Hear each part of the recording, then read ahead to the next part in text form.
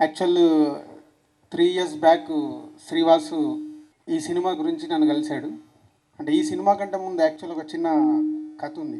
వాసు దగ్గర కథ ఉందనే విను, ఆ సినిమా నాకు బాగా నచ్చింది, ఇంట్రడ్యూస్ చేయని అడిగాడు.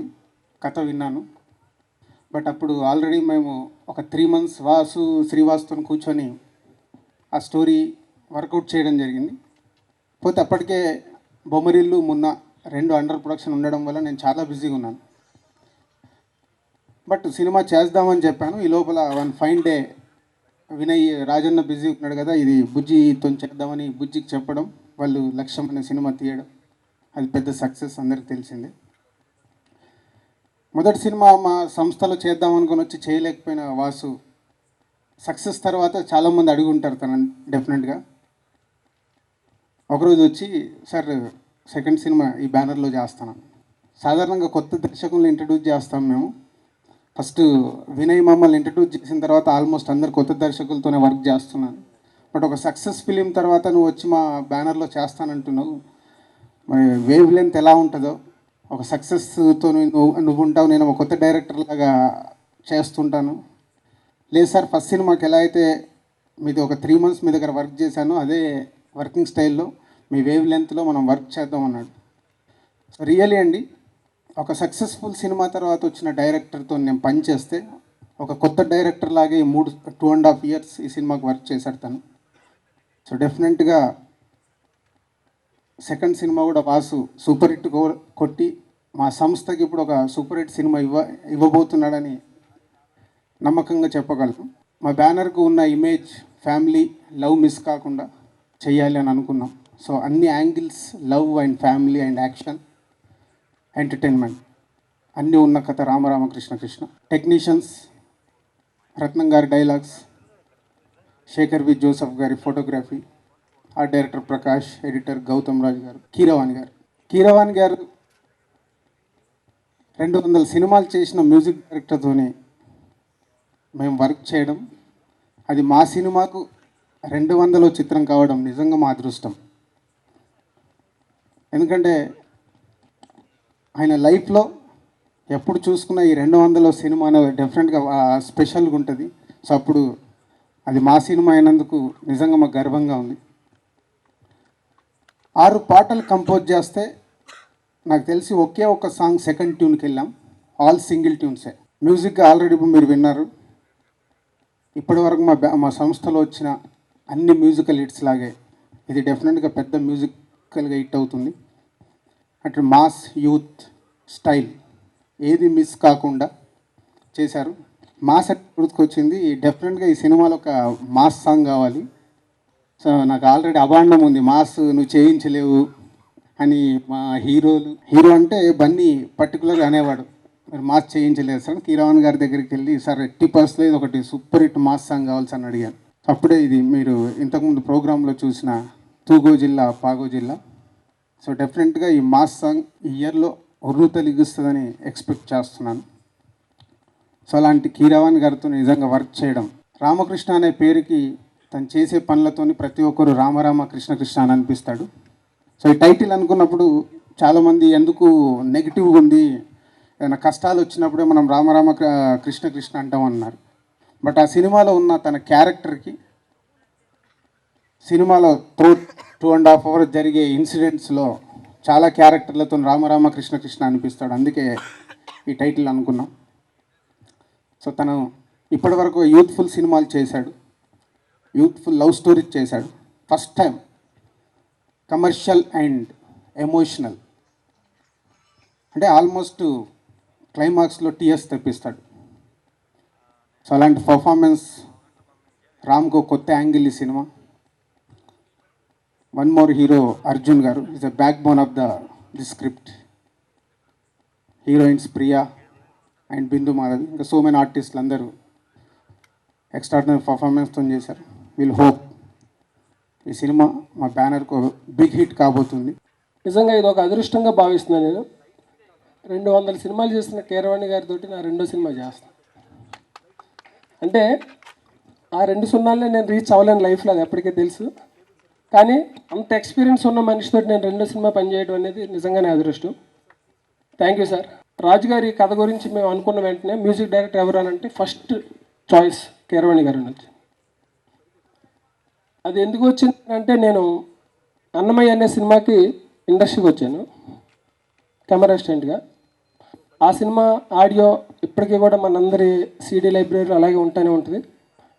అలాంటి టైంలో ఆయన గురించి వినటం, ఆయన చూడటం, నేను అప్రెంటిస్గా ఉన్నప్పటి నుంచి అలాంటి ఆల్బమ్ చేసిన ఆయనతో వర్క్ చేస్తానని నేను ఎప్పుడు అనుకోలేదు. నా లైఫ్లో ఇది ఒక పెద్ద అచీవ్మెంట్గా ఫీల్ అవుతున్నాను.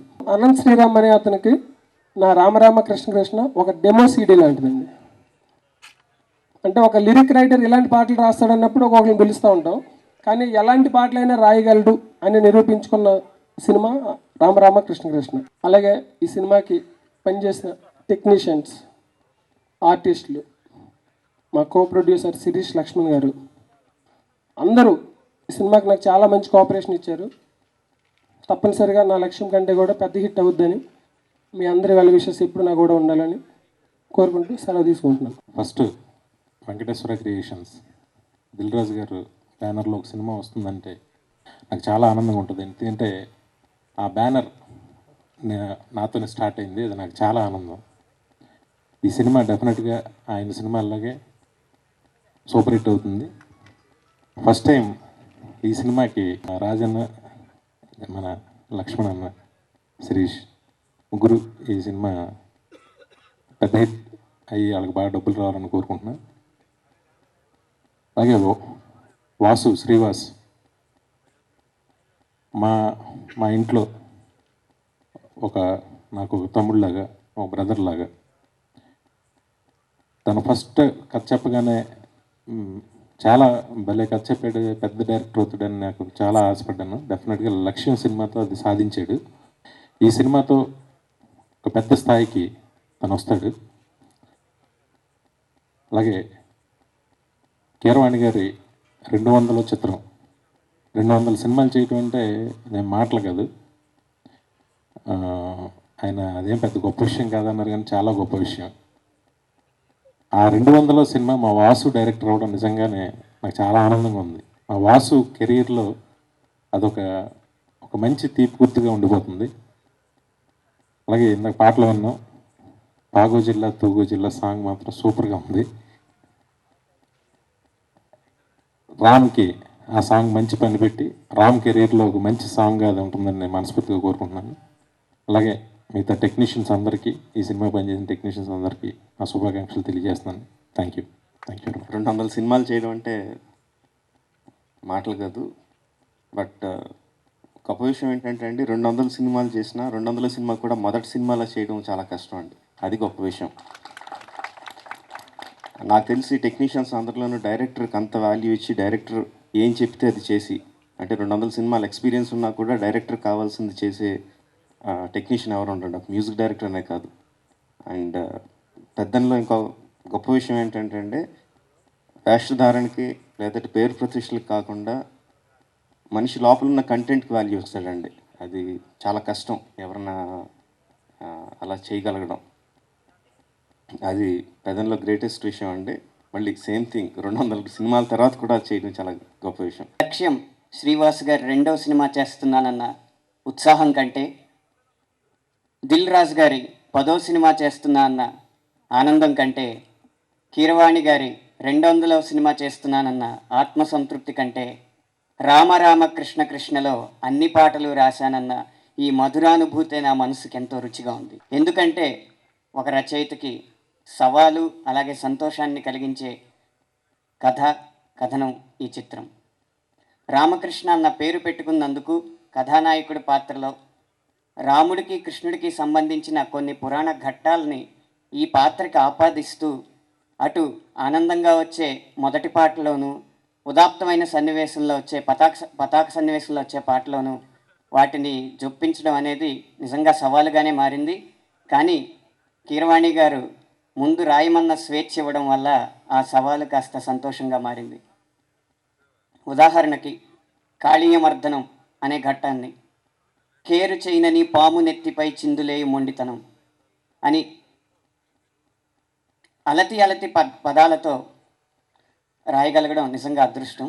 ఇలాంటి అవకాశం ఇచ్చిన దిల్ రాజు గారికి, ప్రోత్సహించిన కీరవాణి గారికి, శ్రీవాస్ గారికి కృతజ్ఞతలు తెలియజేసుకుంటూ, ఎహలేరా చంటి ఇంకా నిదరేంటి, ఎహరారా బంటి అటసోతావేంటి, తెల్ల తెల్లారగానే పల్లె తుళ్ళి తుళ్ళి పడుతోంది, గున్నమా విళ్ళతోటి తోరణాలను కడుతోంది, పరుగున రండి పండగ చేయండి, పరుగున రండి పండగ చేయండి, సరదా మొదలంది సంక్రాంతి, అలరా చంటి. Thank you.